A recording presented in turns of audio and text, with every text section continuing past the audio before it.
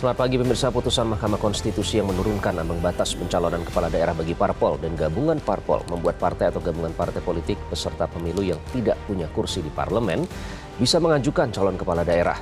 Sempat dijegal melalui upaya revisi Undang-Undang Pilkada, namun mendapat perlawanan rakyat. Satu persatu memutar haluan. Ada yang menganulir dukungan calon kepala daerah yang diusung, ada yang tiba-tiba mundur dari bakal calon, ada pula yang memilih untuk bersimpang jalan dengan mundur pelan-pelan. Pilkada serentak yang akan digelar November nanti mesti menyuguhkan calon-calon terbaik dari daerah, bukan calon tunggal yang diplot oleh kartel politik. Inilah editorial Media Indonesia edisi Kamis 29 Agustus 2024 dengan tema Musim Gugur Kartel Politik. Bersama saya Iqbal Himawan. Anda juga bisa berpartisipasi dan berinteraksi melalui telepon interaktif di nomor 021 583 99 100. Dan pagi ini telah hadir bersama saya anggota Dewan Redaksi Media Group Arief Suditomo. Mas Arief, selamat pagi. Pagi Iqbal. Kita bukan anggota kartel apapun ya. Yang jelas kali ini kita berusaha untuk selalu menyuarakan kepentingan publik dan masyarakat sebagai mereka yang memiliki hak pilih. Sebelum kita membahas ke sana, topik utama dalam editorial pagi hari ini ada beberapa yang menjadi headline. Mas Arief, yang pertama calon mundur parpol putar haluan. Ini masyarakat kayaknya kalau melihat media sosial, wah ada nama ini yang tadinya digadang-gadang terus menyatakan mundur. Di daerah ini juga ada beberapa nama yang sudah dikenal sebelumnya. Jadi kalau media Indonesia melihat bagaimana beberapa calon yang mundur, karena dinilai di sini disebutkan berarti kepala daerah yang mundur itu sebenarnya tidak menggunakan pendekatan hati ke hati katanya. Ya, ini merupakan sebuah cerminan ya, bahwa di depan itu ada semacam proses yang menggunakan tekanan politik. Dan proses tekanan politik itu tiba-tiba sirna setelah Mahkamah Konstitusi mengeluarkan keputusan nomor 60 dan 70. Sehingga yang tadinya mendapatkan tekanan, sekarang tekanan itu bebas. Dan para parpol saat ini memiliki opsi-opsi yang sangat lebih terbuka untuk pada akhirnya memikirkan kemenangan untuk digabungkan dengan kepentingan internal mereka. Jadi hal-hal yang sifatnya kepentingan internal, dinamika internal menjadi dapat ruang dengan keputusan MK tersebut karena thresholdnya sudah turun antara 6,5 sampai 10%. Oke, ini menarik ya. Berarti kan masing-masing parpol kan juga memiliki ideologi dan tujuan sendiri. Betul. Artinya akhirnya tidak tersandera dengan kepentingan kelompok. Begitu. Betul, dan kita harus menyadari juga bahwa tujuan dari pemilihan umum adalah kemenangan. Jadi apabila ada parpol yang merasa bahwa di bawah sebuah koalisi yang amat sangat gemuk ini tidak menjamin kemenangan, tidak menjamin adanya benefit, ya mereka keluar. Dan keputusan keluar itu merupakan salah satu buah dari keputusan MK nomor 60 dan 70 ini. Oke, memastikan kemenangan. Nah, tapi yang tidak bisa menang kayaknya kelas menengah nih, Mas Arief. Ini terkait dengan APBN nih, ada 5,98 juta warga kelas menengah terdepak. Ini headline yang kedua. Dikhawatirkan ini menjadi turun kelas sepanjang periode 2000. Bahkan sudah turun kelas sepanjang 2021 hingga 2024. Kini berada satu kelas di bawah. Jadi ini PR bagi pemerintahan selanjutnya, Mas Arief. Dan sangat berat ya untuk memaintain pertumbuhan di atas 5%. Karena kalau kita ingin meningkatkan kembali atau mengangkat mereka kembali menjadi kelas menengah, pertumbuhan kita harus di atas 5%. Dan pertumbuhan yang seperti apa? Tentunya pertumbuhan yang berkualitas. Karena dari tahun 2021 kita memiliki 53 juta kelas menengah, lalu sampai 2024 kelas menengah kita turun sehingga sampai hanya 47 juta. Ini kan merupakan sebuah tanda bahwa trennya itu turun. Karena satu dan lain hal, mungkin karena ada COVID dan berbagai macam hal yang sifatnya makro ya. Tetapi apabila pemerintahan baru ini akan mencoba untuk mengerem atau bahkan meningkatkan, kita harus menjaga pertumbuhan itu di atas 5%. Dan mungkin ada beberapa hal yang harus dijaga baik-baik, yakni tingkat korupsi, penyelewengan dan kebocoran-kebocoran tersebut harus bisa dihambat, karena saya yakin bahwa beberapa kebijakan-kebijakan ekonomi yang sifatnya populis pasti akan tetap dipertahankan. Dan salah satu hal yang kita bisa lihat sebagai salah satu kebijakan ekonomi populis adalah makan siang bergizi, makan bergizi gratis, ya. Dan itu merupakan sebenarnya kalau kita lihat itu bisa jadi kita lihat sebagai pengerek ya, pengerek peningkatan kegiatan ekonomi di berbagai macam daerah karena pemerintah akan memerlukan dapur-dapur yang bekerja dan dapur-dapur itu kemungkinan akan berada atau dimiliki oleh masyarakat untuk bisa disalurkan untuk bisa mensuplai makanan bergizi buat anak-anak. Dan apabila pembayarannya lancar, apabila proses pemilihannya baik, apabila itu bermanfaat langsung buat pengusaha-pengusaha lokal setempat, itu pasti akan membuat daya dorong ekonomi di wilayah tersebut menjadi lebih baik. Dan ini merupakan salah satu hal yang harus kita jaga bersama karena niatnya baik. Betul. Niatnya baik, tapi apabila itu menjadi sebuah ajang di mana korupsi terjadi di situ, maka niat yang baik tersebut tidak akan menghasilkan hasil yang baik. Jadi kebijakan populis itu tetap harus kita jaga, tetapi masih ada hal lain yang juga kita harus lakukan untuk mendongkrak ya pertumbuhan ini. Karena meningkatkan kualitas SDM tujuannya, jadi harus dijaga betul ya. Mas Arief, yang juga harus dijaga betul adalah penggunaan kekuatan oleh aparat pada saat mengamankan demo. Ini menjadi topik ketiga yang menjadi headline dalam Harian Media Indonesia kali ini. Mas Arief, kemarin kalau kita melihat banyak yang di beberapa daerah peserta demo ternyata mendapatkan kelakuan represif dari masyarakat, bahkan dicatat di 12 kota terjadi aksi represif aparat. Apa evaluasi yang harus dilakukan, Mas Arief? Begini, Iqbal. Kita harus benar-benar memahami ya, terutama apa yang dihadapi oleh Polri dan aparat lainnya di lapangan itu amat sangat berat.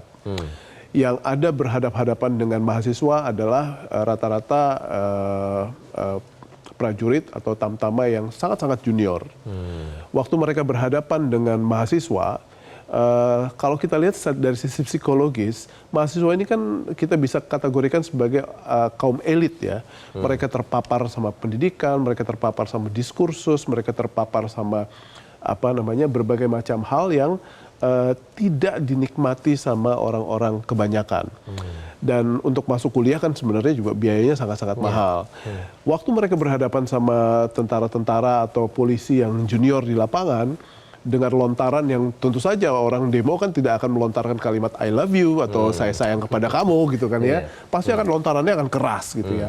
Nah, situasi seperti ini kan juga harus menjadi bagian yang harus dipahami oleh pihak kepolisian bahwa interaksinya akan keras, tetapi apabila orang yang di garda paling depan itu tidak paham, tidak memiliki daya fokus yang tinggi bahwa tugas mereka itu adalah pengamanan dan penertiban, bukan penyiksaan dan penganiayaan. Seperti yang terlihat di video-video yang beredar. Jadi kita harus menyadarkan mereka bahwa mereka itu punya berbagai macam infrastruktur untuk melakukan kegiatan-kegiatan yang represif, dan itu dibiayai oleh rakyat, dan jangan digunakan untuk menyiksa rakyat. Jadi apapun yang mereka miliki, infrastruktur untuk mendukung proses penegakan hukum itu tidak boleh dilakukan dengan dengan perspektif penganiayaan. Karena proses demokrasi itu adalah diantaranya dengan demo gitu ya. Sepanjang mereka bisa fokus untuk melakukan pengamanan dan penertiban, saya pikir itu merupakan suatu hal yang harus kita tuju untuk mereka bisa laksanakan dengan baik. Jadi bukan pengamanan dan penertiban itu tidak sama dengan penyiksaan dan penganiayaan. Jadi kita harus minta mereka untuk fokus di lapangan. Oke, itu juga sudah dilakukan oleh Indonesia Police Watch dan juga Kompolnas terkait dengan hal ini. Nah, kemudian yang menjadi topik utama dalam Harian Media Indonesia kali ini, Mas Arief, musim gugur kartel politik. Ini menarik ya, karena dinamika dan konstelasi belakangan ini cukup membuat masyarakat tuh mendapat angin segar begitu. Yang tadinya calon sepertinya itu dipaksa untuk yang sudah ditetapkan, sekarang bisa mempunyai alternatif. Jadi sebenarnya seberapa jauh sih kartel, kenapa hari ini media Indonesia mengangkat soal ini, musim gugur kartel politik ini, Mas Arief? Ya, ini merupakan sebuah fenomena yang pada dasarnya terjadi karena ada keputusan MK yang amat sangat melegakan. Seperti yang kita ketahui, kita pernah sempat sama-sama merasa diperkosa habis-habisan dengan keputusan MK 90. Betul. Dan itu membuat kita atau rakyat dan para politisi pada saat itu merasa bahwa karena karakteristik dari keputusan MK yang legally binding dan harus segera diimplement, kita akhirnya sepakat untuk hidup dengan keputusan MK 90 tersebut. Dan waktu keputusan MK 60-70 itu merupakan salah satu hal yang dipandang oleh rakyat pada sampai saat ini adalah sebuah keputusan yang sangat baik ya untuk pada akhirnya ibaratnya MK bayar hutang gitu ya kepada publik. Nah, pada saat sejumlah politisi mencoba untuk mengganggunya lewat parlemen, perlawan rakyat sedemikian besar. Betul. Dan kita lihat pada hari Kamis minggu yang lalu itu merupakan sebuah indikasi bahwa jangan main-main dengan apa yang diinginkan oleh publik ya. Karena publik bisa dengan sangat-sangat paham dan orang publik atau rakyat itu sangat-sangat paham bahwa ada saatnya mereka kita akan patuh karena itu adalah keputusan MK. Tapi begitu ada proses politik yang mencoba-coba untuk mengganggu keputusan MK, untuk tidak konsekuen dan tidak konsisten dengan apa yang pada dasarnya mereka lakukan pada saat MK 90, rakyat bergerak. Dan sekarang kita bisa lihat beberapa indikator yang terjadi pada hari Kamis lalu, pagar parlemen rubuh. Dan apa yang terjadi, massa tidak merangsak ke dalam. Dan itu merupakan sebuah indikator untuk bisa kita artikan bahwa publik bilang, rakyat bilang bahwa kita bisa masuk ke dalam tapi tidak kita lakukan. Dan ini merupakan salah satu hal yang pada akhirnya harus dipahami oleh kita semua. Bahwa jangan main-main sama apa yang pada dasarnya menjadi hak rakyat. Dan konsistensi itu merupakan salah satu hal yang tercermin dari apa yang dikeluarkan oleh MK. Dan pada akhirnya hari ini kita melihat bahwa konfigurasi politik sekarang memang menjadi lebih beragam karena keputusan tersebut. Yang tadinya dibelenggu dengan threshold 20%, sekarang banyak partai politik yang bisa mencalonkan secara tunggal atau bersama-sama dengan threshold yang jauh-jauh lebih rendah. Sehingga kalau kita lihat sekarang ada orang-orang yang putar balik, yang tiba-tiba memiliki keputusan sendiri. Betul. Saya pikir ini merupakan salah satu kemajuan yang kita harus sambut. Atau juga mundur ya di beberapa daerah. Itu menarik, nanti kita akan bahas lebih lanjut. Kami nanti juga akan undangan untuk berpartisipasi, dan inilah topik utama dalam editorial Media Indonesia kali ini, musim gugur kartel politik.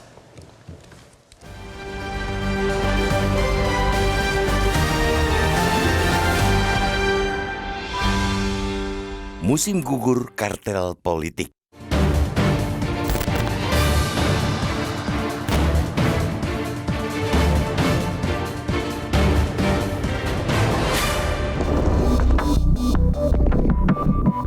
Pemilihan kepala daerah atau Pilkada serentak 2024 kali ini memberikan pelajaran amat penting bahwa upaya memaksakan dan menyeragamkan pilihan rakyat bakal berujung sia-sia. Bahkan, sekuat apapun usaha itu hingga membentuk kartel politik, penolakan rakyat justru kian mengeras. Akhirnya, alih-alih sukses bersepakat membentuk hegemoni politik, kartel itu rontok sebelum berlaga. Semua tiba-tiba berantakan setelah Mahkamah Konstitusi mengeluarkan putusan atas perkara nomor 60/PUU-22 Romawi/2024 pekan lalu. Lewat putusan itu, Hakim Konstitusi menurunkan ambang batas pencalonan kepala daerah bagi parpol dan gabungan parpol di rentang 6,5% hingga 10% dari suara sah. Maka, partai atau gabungan partai politik peserta pemilu yang tidak punya kursi di parlemen pun bisa mengajukan calon kepala daerah asal memenuhi ambang batas yang diturunkan itu. Para elit pembentuk kartel politik pun mencoba mengakali aturan itu melalui upaya revisi Undang-Undang Pilkada. Tapi kehendak menjegal putusan MK itu membentur tembok tebal perlawanan rakyat. Residu atas niat mengakali putusan itu bahkan masih muncul hingga kini dalam bentuk menentang calon-calon yang disokong kartel politik. Maka mulailah satu persatu putar haluan. Ada yang menganulir dukungan calon kepala daerah yang diusung seperti yang terjadi di Banten. Ada yang tiba-tiba mundur dari bakal calon seperti di Surakarta dan Tangerang Selatan. Ada pula yang memilih bersimpang jalan dengan mundur pelan-pelan. Demokrasi yang secara harfiah diartikan sebagai kekuasaan ada di tangan rakyat, diciptakan salah satunya untuk menghadirkan checks and balances, saling kontrol, dan menjaga keseimbangan atas cabang-cabang kekuasaan.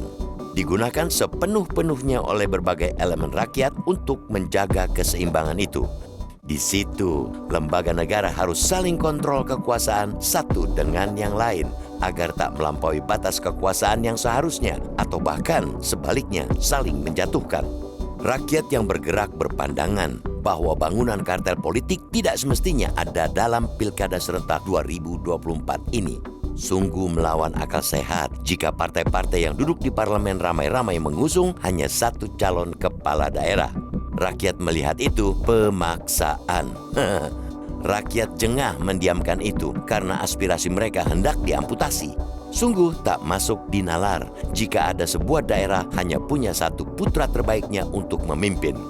Pilkada serentak yang akan digelar 545 daerah, yakni 37 provinsi serta 415 kabupaten dan 93 kota, mesti menyuguhkan calon-calon terbaik dari daerah, bukan calon tunggal yang diplot oleh kartel politik.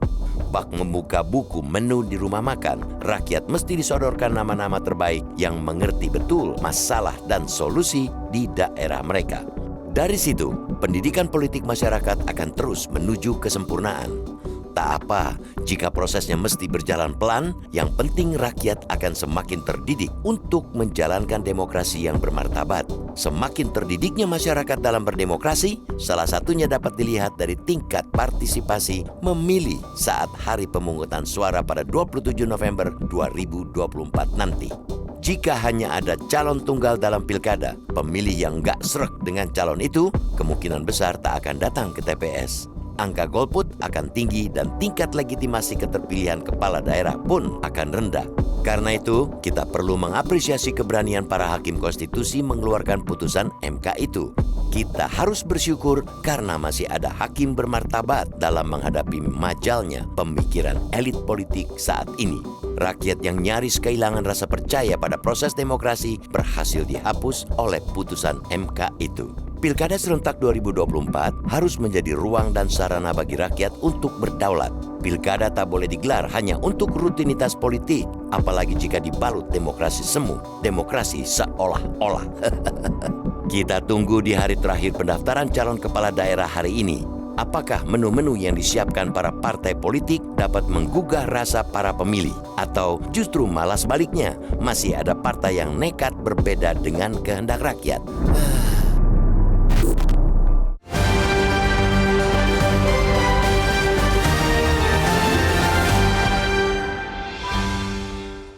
Musim gugur kartel politik. Itu yang menjadi topik dalam editorial Media Indonesia kali ini. Nanti Anda bisa berpartisipasi dan berinteraksi melalui telepon interaktif di nomor 0215839900. Kami akan kembali usai jeda. Tetaplah di Metro TV.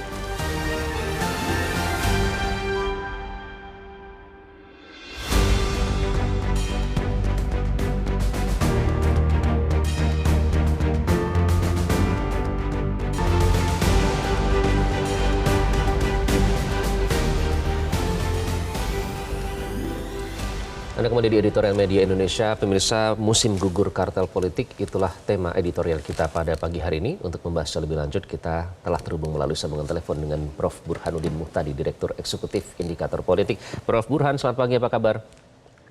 Pagi Iqbal, pagi Mas Arief, baik. Pagi.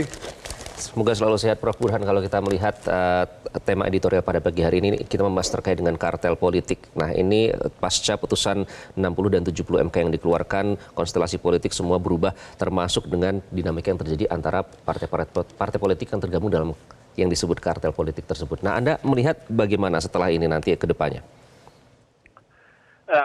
Sebenarnya kartel politik dalam literatur kan disebut hilangnya persaingan di level elit pasca pemilu.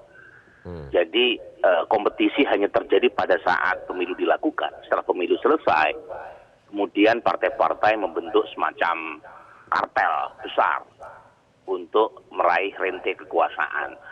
Nah, dalam konteks pilkada, betul yang Iqbal tadi sampaikan, setelah putusan MK nomor 60/70 itu terjadi perubahan, tetapi saya melihat tidak terlalu maksimal. membongkar kartel tersebut.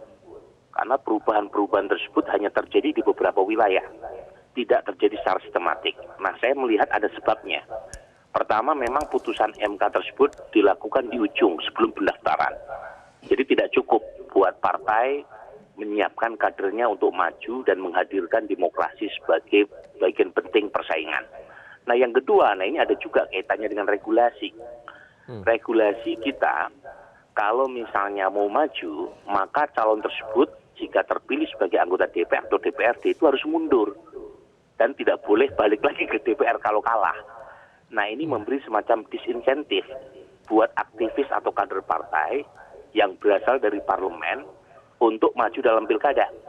Dan ini yang menyebabkan Kimples di banyak wilayah, kecuali di Banten atau Jakarta, itu umumnya masih solid. Jadi mereka bergerombol dalam satu kelompok karena partai-partai yang tergabung dalam Kimples realistis. Kalau tidak ada kadernya yang cukup kuat untuk maju dan dimungkinkan untuk menang dalam pilkada, mereka membuat kesepakatan dengan bergabung dalam kekuasaan yang akan kekuasaan 5 tahun ke depan di bawah Pak Prabowo Gibran. Dan yang terakhir, saya kira ini juga bagian dari regulasi ya, itu terlalu dekatnya pilkada dengan pilpres. Kan ini kita punya pengalaman pertama ya, pilkada di 37 provinsi, 500 lebih kabupaten kota, jaraknya itu hanya 8 sampai 9 bulan dari pilpres. Dan saya punya studi berdasarkan jadwal pilkada sebelumnya, semakin dekat pilkada dengan pileg dan pilpres, itu hawa atau efek pilpres itu kuat dalam penentuan pola koalisi di tingkat pilkada. Nah, ini persis dilakukan setelah pilpres, sebelum pemerintahan baru diangkat atau dilantik. Efeknya adalah daripada memajukan calon yang secara elektoral tidak terlalu kuat, kemudian mereka masih berharap untuk mendapatkan insentif bergabung dalam kekuasaan, akhirnya mereka menyatu, membentuk satu koalisi raksasa.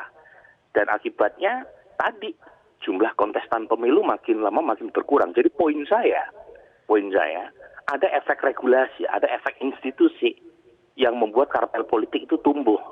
Dan karenanya perlu ada semacam kritik ya, terutama dalam revisi undang-undang pemilu terkait dengan timing pemilu yang terlalu berdekatan.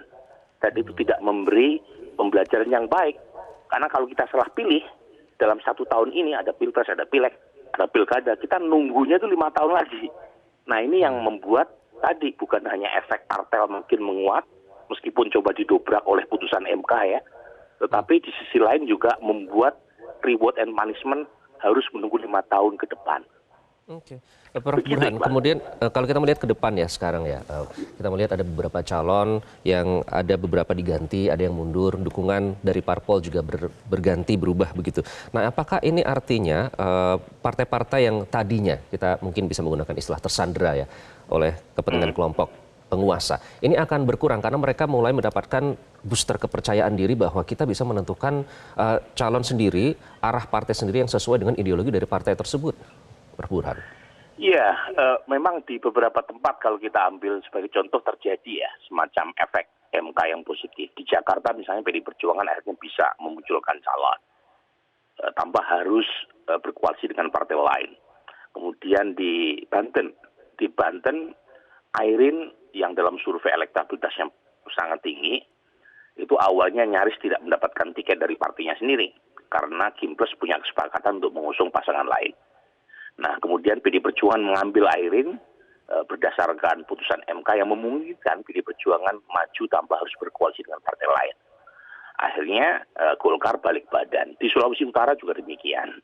Kimples punya kesepakatan mengusung Jenderal Julius, tapi Demokrat punya calon yang elektabilitasnya tinggi.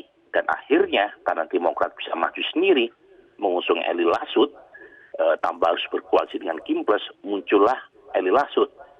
Nggak mungkin kalau Eli Lasut muncul kalau misalnya putusan MK tidak ditetapkan ya dengan menurunkan barrier to entry. Tetapi setelah saya cek minimal sampai hari kedua proses pendaftaran kemarin, itu sebagian besar ya koalisi Kim Plus itu masih solid. Ya, sebagian besar ya, di Jawa Tengah, di Jawa Timur, di Sumatera Utara, di Lampung, di Sulawesi Selatan. Jadi banyak yang masih solid. Artinya ada sebab lain yang menjelaskan mengapa pola persaingan kita tidak begitu muncul, meskipun MK sudah membukakan pintu kan. Nah tadi saya sebut ada faktor berkaitan dengan jadwal pilkada dengan pilpres yang terlalu dekat. Seharusnya jangan terlalu dekat supaya efek negatif dan residu pilpres tidak menular ke pilkada. Yang kedua, menurut saya aturan berkaitan dengan anggota DPR atau DPRD harus mundur permanen kalau pengen maju dalam pilkada, itu harus ditinjau ulang. Karena salah satu sumber kepemimpinan lokal itu berasal dari parlemen. Nah kalau harus mundur, sementara mereka belum tentu menang, kan banyak kader partai yang kemudian memikir ulang, ngapain saya mundur dari DPR atau DPRD. Sementara maju di pilkada belum tentu bisa mendapatkan kesuksesan. Nah dulu nggak ada aturan ini. Nah aturan ini memang dimunculkan oleh MK juga. Dan karenanya perlu ada semacam otokritik supaya proses persaingan itu betul-betul muncul di tingkat lokal dan elit politik, kartel politik tidak mendominasi dalam proses itu. Jadi biarkan masyarakat yang memilih, biarkan masyarakat yang merayakan, dan setiap regulasi atau aturan yang membuat persaingan itu terkoreksi atau tidak terlalu muncul di tingkat lokal harus dihapus. Oke, jadi ini hari terakhir pendaftaran, Prof. Burhan, apa yang akan prediksi Anda seperti apa di hari terakhir ini? Apakah ada calon-calon yang mungkin menjadi mengejutkan begitu? Yang masih kita tunggu terutama di Jawa Tengah dan Jawa Barat. Karena kalau yang lain relatif sudah mulai kelihatan. Di Jawa Barat kita masih menunggu siapa calon yang diusung oleh PD Perjuangan. Nah, sementara Kim Plus ini kan memunculkan dua calon. Pertama adalah Deddy Mulyadi ya berpasangan dengan Erwan Setiawan, Gerindra dengan Golkar. Kemudian muncul juga PKS dengan Nasdem. Di Jawa Barat ada nama seperti Syaihu berpasangan dengan Ilham Habibie dari Nasdem. Nah, kemudian di Jawa Tengah juga kita tunggu, terutama dari PKB, siapa yang mau dimunculkan. Apakah PKB bergabung dengan Kim Plus untuk menyukseskan Ahmad Lutfi, berpasangan dengan Gus Yassin, ataukah membentuk calon sendiri seperti kasus di Jawa Timur. Tetapi overall, karena tadi partai politik tidak terlalu maksimal dibongkar ya pasca putusan MK, itu yang terjadi semacam all Kim final. Jadi misalnya di Banten, kalau misalnya Andra Soni maju, lawannya Airih. Dua-duanya ya berasal dari Kim Plus. Gitu ya. Kemudian di Jawa Barat, kalau PDI Perjuangan tidak memunculkan calon sendiri, ya kita akan punya dua paslon saja, dan dua-duanya berasal dari Kim Plus juga. Di Jawa Tengah juga demikian. Jadi poin saya, kejutan itu mungkin saja terjadi, Iqbal. Misalnya ya, tiba-tiba Anies didukung oleh PDI Perjuangan di Jawa Barat. Kan namanya juga politik. Bisa ya, apapun saja ya, terjadi. namanya juga politik. Tetapi lagi-lagi kita tidak tahu apakah kemudian misalnya juga PKB tiba-tiba karena isu berkaitan dengan legalitas muktamarnya di Bali dipersoalkan, tiba-tiba mengusung Anies di Jakarta. Ya, ini lagi-lagi ini spekulasi yang masih liar, gosip-gosip yang muncul di kalangan elit ya. Tapi lagi-lagi ya minimal putusan MK berhasil memberi warna. Daripada kita disodori kotak kosong, MK berhasil memberikan warna, terutama dalam rangka menghadirkan demokrasi sebagai bagian penting persaingan. Baik, Direktur Eksekutif Indikator Politik Burhanuddin Muhtadi. Prof. Burhan, terima kasih sudah bergabung dengan editorial Media Indonesia. Baik, analisis yang menarik dan mungkin juga akan ada kejutan yang terjadi hari ini, tapi kita akan lihat ya, Mas Arief, kita akan bahas lebih lanjut tadi statement dari Mas Burhan, namun kita harus jeda terlebih dahulu. Pemirsa, kami akan kembali sesaat lagi, tetaplah di editorial Media Indonesia.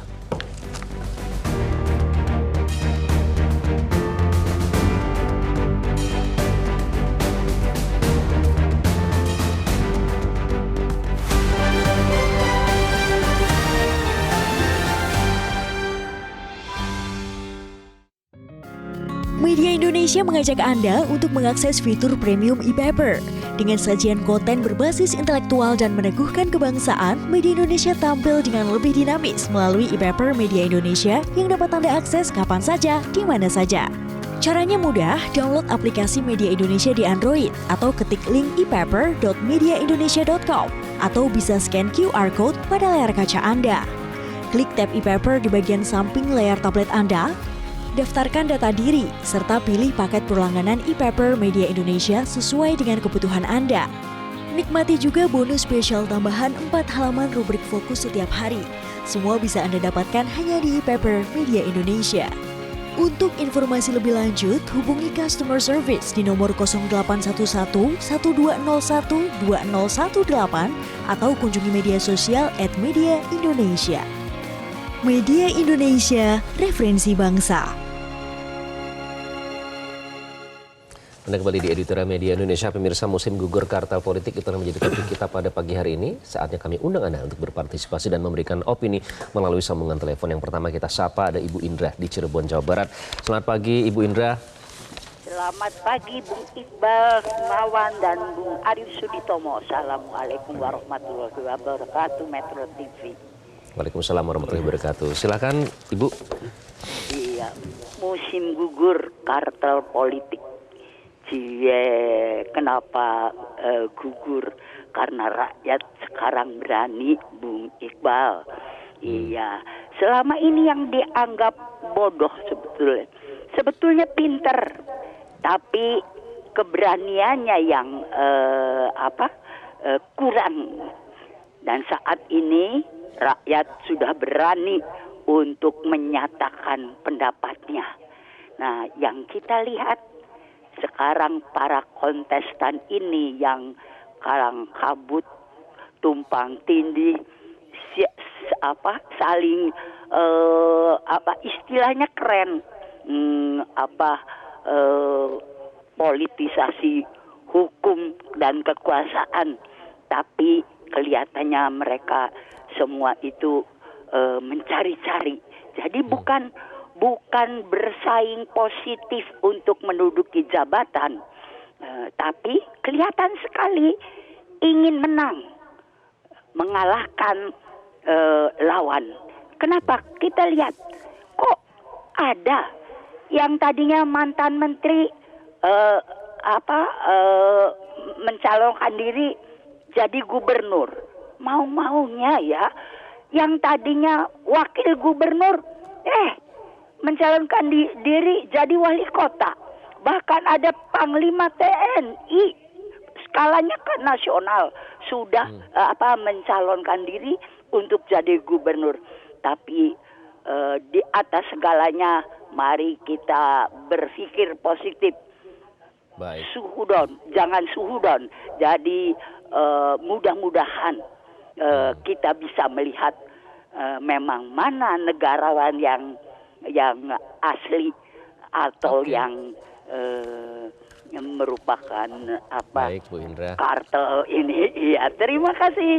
Assalamualaikum warahmatullahi wabarakatuh. Waalaikumsalam warahmatullahi wabarakatuh. Jadi harus husnuzon ya, bukan suuzon, begitu maksudnya mungkin. Terima kasih Ibu Indra dari Cirebon, Jawa Barat. Selanjutnya kita sapa Ibu Wahyu di Tangerang Selatan, Banten, yang juga ada dinamika perubahan calonnya. Mas Arief. Bu Wahyu, selamat pagi. Selamat pagi. Silakan Ibu Wahyu. Selamat pagi, Bung Arif. Pak Iqbal, halo. Ya, silakan langsung Ibu. Ya, Pak. Ya, ini ada keputusan MK. Ada benarnya juga memang. Jadi kan udah mulai ada ya Pak, lihat di berita Metro, Ibu Airin dirangkul sama PDIP dan Golkar, itu udah lumayan lah baik kelihatannya. Jadi kan istilahnya tuh kan kita modal kita kalau pemimpin itu biasanya bilang leadership dan soft skill ya. Managerial kompetensi itu kalau leadership chapter 3 istilahnya bab 3 tekstualnya keberadaan pemimpin itu keberadaannya harus diakui semua pihak, harus bermanfaat. Nah, jadi kan kontekstualnya bisa jadi maafnya pemimpin itu seluas samudra gitu. Udahlah, itu sekarang kita konsolidasi kan. Jadi gagal move on kan, itu keniscayaan, istilahnya paradoks. Nah, tapi masih inilah ya relevan. Putusan MK baik, cuman ada salahnya juga, tapi sekali buat kesalahan fatal. Kenapa? Kenapa anak muda dibegal gitu loh? Saya sebetulnya marah gitu. Kalau Bung Karno tuh hebat. Beri saya 100 anak muda, akan saya goncangkan dunia. Nah, itu baru pemimpin hebat kan? Great leader, pemimpin negarawan. Karena pemimpin kan harus membesarkan orang. Jadi mohon jangan digaung-gaungkan lagi, mohon bantuan. Nah, kita yang salah bisa eksis kan, maju tak gentar, membela nggak benar. Tangkap poinnya Bu Wahyu. Ya, MK tolong deh dirubah putusannya, biar marwahnya kembali baik. Terima kasih, mohon maaf. Terima kasih Bu Wahyu dari Tangerang Selatan. Kita selanjutnya sapa Pak John Veto di Batam, Kepulauan Riau. Pak John, selamat pagi. Selamat pagi Mas Iqbal, selamat pagi Mas Arif, salam sehat selalu. Ya. Salam sehat, silakan Pak John. Ya, yang dibedah oleh editorial pagi hari ini musim gugur kartel politik. Ya, ini memang sesuai nih dengan tema yang dibedah ini. Ya, karena apa yang diharapkan masyarakat terwujud sudah. Kemarin kan kita kan resah, ya. Banyak ada berapa 35 lebih mungkin tidak salah yang kotak kosong ya, kolom kosong diisikan ke kotak kosong gitu. Jadi dengan putusan MK nomor 60/70 akhirnya terjawab sudah pada guguran partai politik itu memang betul, dan lagi eufora politik ya, demokrasi di daerah itu sekarang muncul ya. Masyarakat itu kegembiraan kan, pesta politik ini kan gembira, tidak gembira, namanya pesta demokrasi. Kemarin kan ada usaha di Kungkung ya, dikebiri, tapi dengan MK dilalas ini sekarang ya mulai hidup itu demokrasi.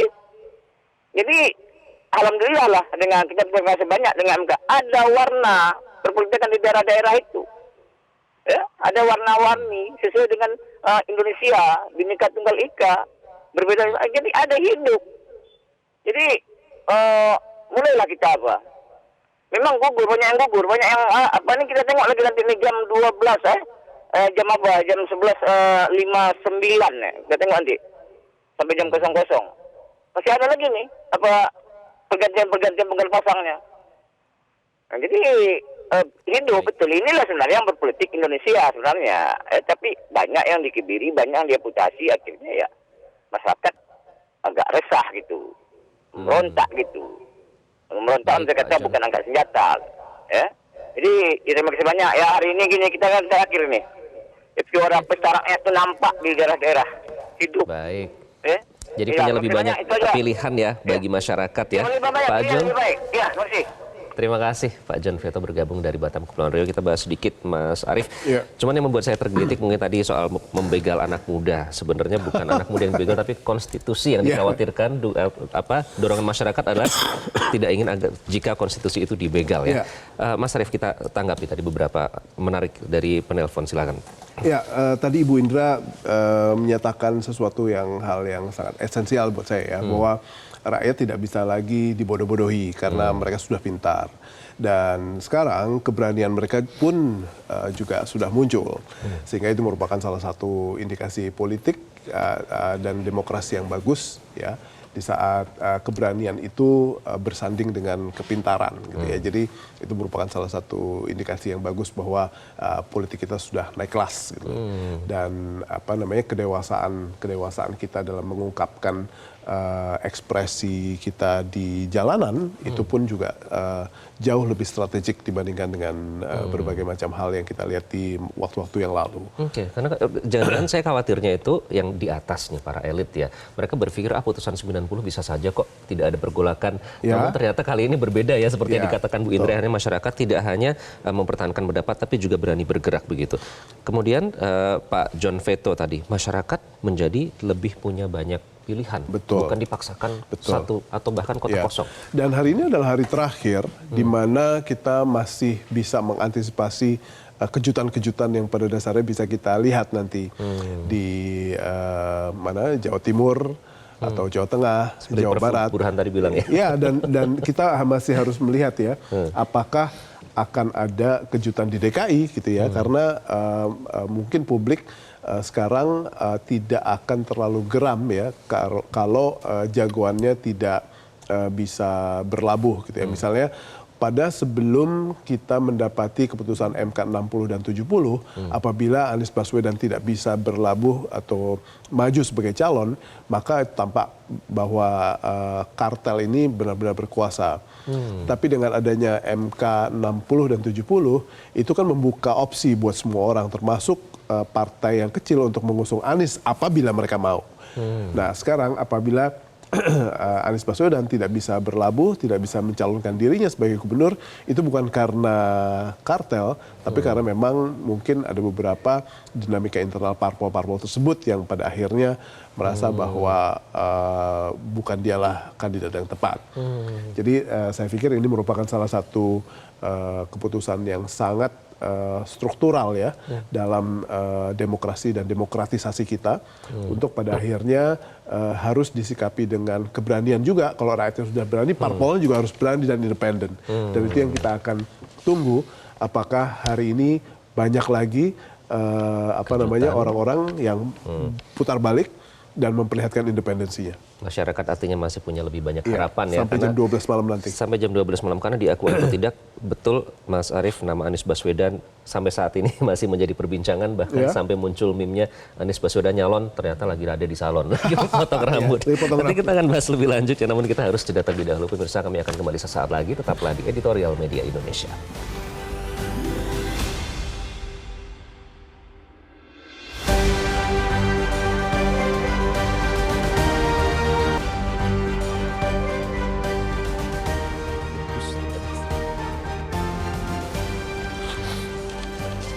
Anda kembali di Editorial Media Indonesia. Pemirsa, musim gugur kartel politik, topik kita pada pagi hari ini.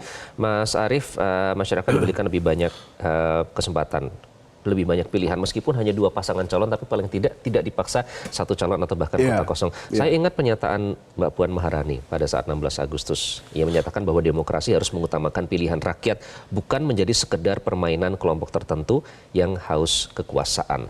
Ini artinya pertanda bagus bagi masyarakat bahwa akhirnya kita bisa memilih mereka yang menjadi aspirasi masyarakat, bukan dipaksa atau ditekan untuk satu-satunya calon yang diberikan oleh kartel politik ini. Iya, seolah-olah pada saat itu beliau tampak seperti sudah tahu bahwa akan ada keputusan MK 60 dan 70 ya.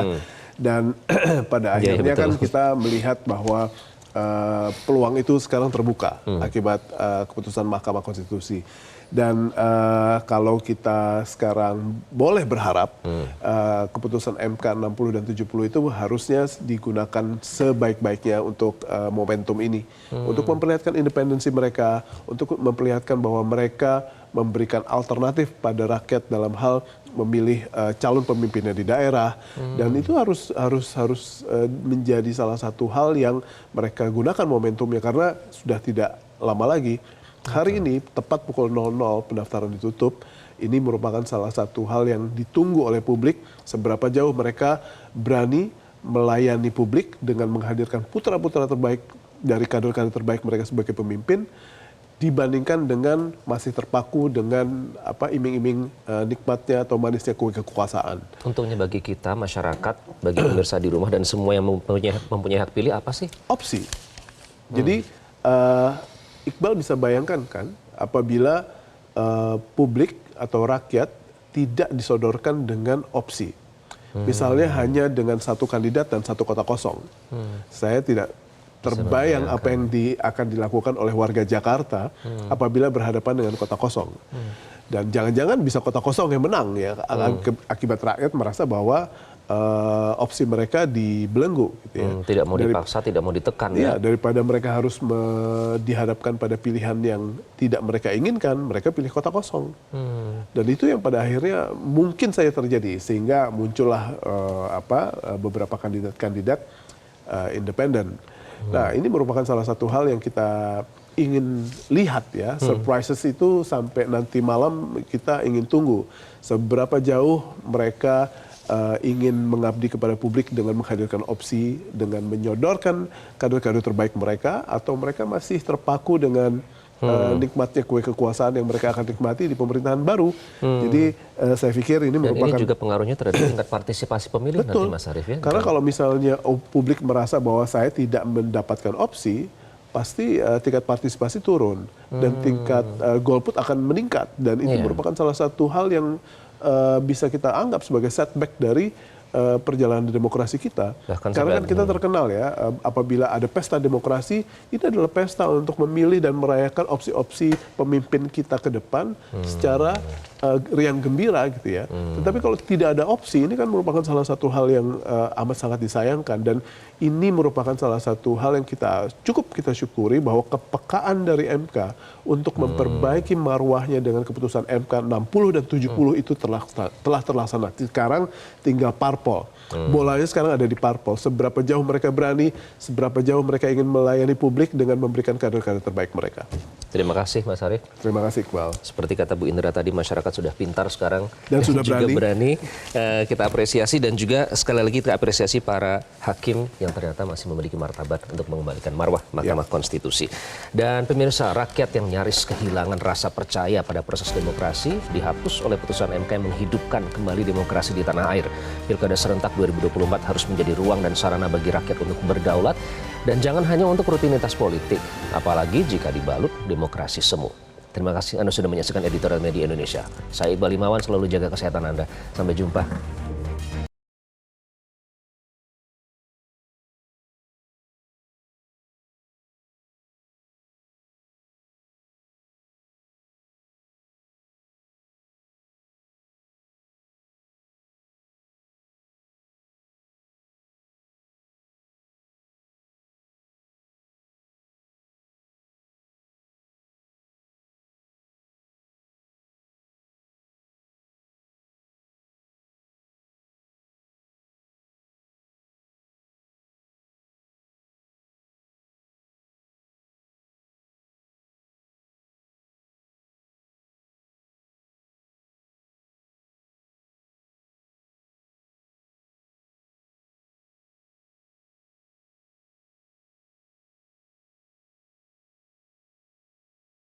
Jelajahi cara baru mendapatkan informasi. Download Metro TV Extend sekarang.